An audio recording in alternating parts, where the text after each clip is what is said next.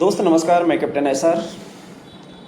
दोस्तों सबसे पहले तो मैं आप सबसे निवेदन करना चाहूँगा कि मेरी किसी भी पोस्ट का या किसी भी वीडियो का मकसद किसी भी जाति को, धर्म को या विचारधारा को नीचा दिखाना नहीं होता, बल्कि कुछ खतरनाक विचारधाराएं हैं, जातियां हैं या धर्म हैं, उनसे आदिवासी समाज को, दलित समाज को या बहुजन समाज है उसका बचाव करना है।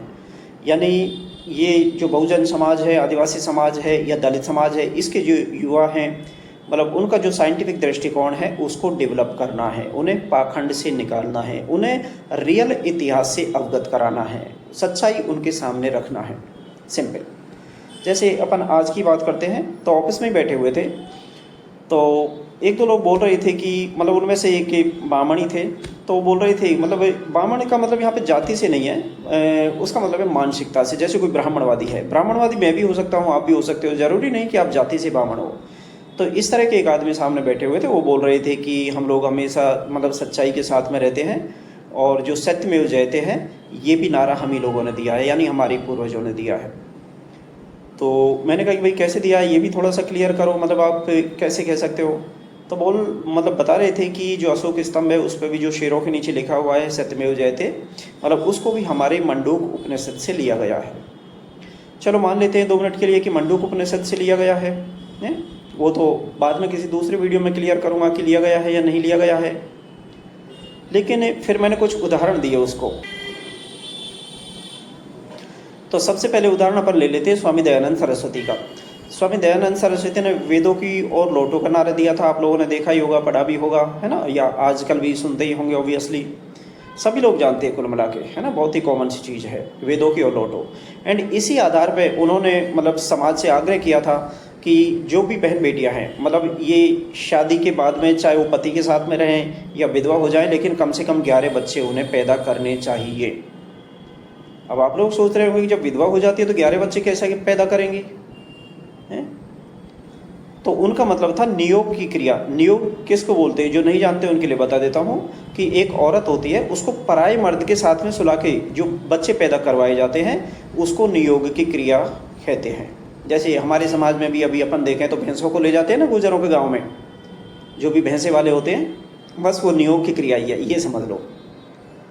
तो उनका मतलब यही था कि इस तरह से जानवर की तरह औरत को ले जाओ और उसका काम सिर्फ बच्चे पैदा करना ही है, तो 11 बच्चे उससे पैदा करवाओ, चाहे वो विधवाई क्यों नहीं हो गई हो। और इसी आधार पे यानी जो स्वामी दयानंद सरस्वती हैं उनको बड़ा चढ़ा के ये पेश भी करते हैं कि उन्होंने वेदों की तरफ लौटो का नारा दिया था और वेदों को प्रमोट किया था। लेकिन आज तक आपने कोई भी एग्जाम्पल देखा है क्या कि किसी ब्राह्मणवादी ने अपनी बहन को या बेटी को, है ना, विधवा होने से पहले या विधवा होने के बाद में 11 बच्चे पैदा करने के लिए कहीं पे भेजा हो पराये मर्द के पास में, है? कथन करने का अंतर आप लोगों को समझ आ गया होगा। लेकिन फिर भी सत्यमेव जयते। एक दूसरा एग्जाम्पल भी दे देता हूँ। जैसे अपन दूसरा एग्जाम्पल ले लेते हैं, जो सर्वपल्ली राधाकृष्णन थे जिनके नाम पे अध्यापक दिवस मनाया जाता है, उन्हीं को ले लेते हैं। उनकी एक किताब आती है धर्म और समाज, मैंने भी पढ़ी है, हो सकता है आप लोगों ने भी पढ़ी हो, है? तो उसमें वो गौतम बुद्ध की बात करते हैं। मतलब एक्चुअली जो बड़े ब्राह्मणवादी हुए ना पिछले 1200-1300 सदियों में, एक तो शंकराचार्य हुए थे। शंकराचार्य ने मतलब इन पाखंडों को फैलाने के लिए, है ना, और जो सच्चाई है उसको ख़त्म करने के लिए, यानी बौद्ध धर्म को ख़त्म करने के लिए उस टाइम पे लोगों को खड़े खड़े तलवारों से कटवाया था। लेकिन उन्हीं को आज लोग भगवान मानते हैं। तो उनके बाद में इतने कट्टर ब्राह्मणवादी यही हुए थे, कौन? सर्वपल्ली राधाकृष्णन। तो राधाकृष्णन ने हर जगह पे मतलब जो गौतम बुद्ध हैं उनको भी हिंदूवादी चाशनी में ढंग से लपेटा है। मतलब इन्होंने उसमें लिखा हुआ है समाज और धर्म में कि जो गौतम बुद्ध हैं ये हिंदू ही तो पैदा हुए थे, हिंदू ही जिए थे और हिंदू ही मरे थे। जबकि आप भी अच्छे लोगों के साथ बैठते हो, अच्छी किताबें पढ़ते हो, या कम से कम स्कूली जीवन में भी आप लोगों ने पढ़ा होगा।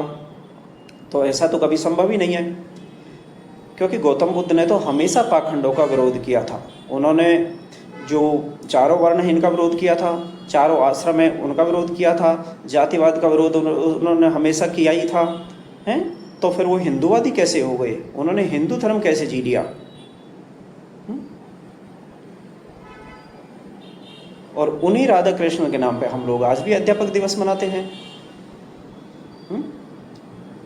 और इतना झूठ होने के बावजूद भी सत्यमेव जयते। तो भाई लोगों, ये बताने का मेरा मकसद ये है कि आज आप लोग ये जो भी यज्ञ भागवत करवा रहे हो, आप लोग इसलिए करवा रहे हो कि आप में वैज्ञानिक दृष्टिकोण की कमी है, आप में सच्चाई की कमी है, आप में इतिहास की कमी है, आप में खुद को समझने की कमी है। आप लोग ये तो समझो कि जो आर्य लोग थे वो महज 3500 साल पहले आए थे, हैं? और जो अनार्य या जो आदिवासी हैं, जो मूलवासी हैं, उनका इतिहास तो आप 2000 साल पहले का भी निकाल सकते हो, 10,000 साल पहले का भी, हैं, 20,000 साल पहले का भी। और जब भी मैं इतिहास की बात करता हूँ तो इसका मतलब होता है डीएनए एंड कार्बन डेटिंग, क्योंकि 50,000 साल पहले, 1,00,000 साल पहले ये की कोई लिखावट नहीं मिलती है। लेकिन उस टाइम का कोई भी आदमी है, उसकी हड्डी भी मिलती है, उंगली भी मिलती है, हाथ भी मिलता है, तो उसका डीएनए टेस्ट तो कर ही सकते हैं ना। या उस टाइम का कोई हथियार भी मिलता है जिस भी मेटल का बना हो, तो उसकी कार्बन डेटिंग भी कर सकते हैं। तो उसे उम्र पता चलती है कि नहीं, है ना, उसी हथियार की या उसी उंगली की, है, या हड्डी की। तो जब साइंस इतना विकास कर गया है तो आप लोग इतने पिछड़े कैसे हो गए? आज के दिन आपके समाज में जो हो रहा है ना कि बहन बेटियां रोज रोज भाग रही है, ये सारे कृष्ण के ही रंग में रंगी हुई है, राधा के ही रंग में रंगी हुई है। आप लोग 7 दिन की कथा, 8 दिन की कथा करवाते हो, उसमें तो ये सारा रंग बोलते रहते हो, और बहन बेटी को क्या समझ नहीं आती वो बातें, और वो भाग जाती हो तो उसे प्रोस्टिट्यूट डिक्लेयर करने की कोशिश करते हो आप लोग। हमारी तो बेटी नहीं है, मर गई है हमारे लिए, तो है उसे संस्कार दिए किसने? ऑब्वियसली आप ही लोगों ने। तो अभी भी मैं निवेदन कर रहा हूँ, स्पेशली बुकड़ावली वालों से कर रहा हूँ, हैं, या आसपास के गांव वालों से कर रहा हूँ, पंच पटेलों से कर रहा हूँ, जो भी चेहरा चमकाऊ गैंग है जो माइक पकड़ने आगे रहती है, उनसे निवेदन कर रहा हूँ कि ये सारी चीज़ें अभी भी रोको, अभी भी टाइम है। ठीक है? इनकी जो भी ब्राह्मणवादी हैं, इनकी कथनी एंड करनी को कंपेयर करने का कोई भी फायदा नहीं है। ये बोलते सत्यमेव जयते ही है, बाकी सत्य के अलावा ये सब कुछ बोलते हैं।